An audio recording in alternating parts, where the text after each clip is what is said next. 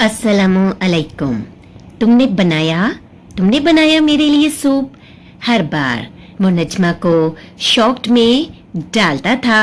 आज इसकी बारी थी शॉक्ड में मुब्तला होने की। बेयकीनी के आलम में इसके हसीन सरापे को तकते हुए इस्तफसार करने लगा। हाँ, क्यों नहीं बनाना चाहिए था? वो तेजी से आईब्रो उचकाकर छोटी आंखें करते हुए पूछने लगी।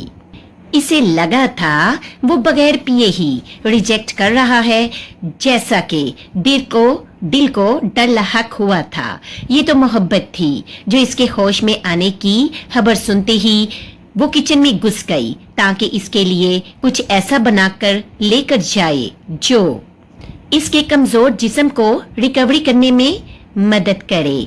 चाहती तो न्यूट्रिशन से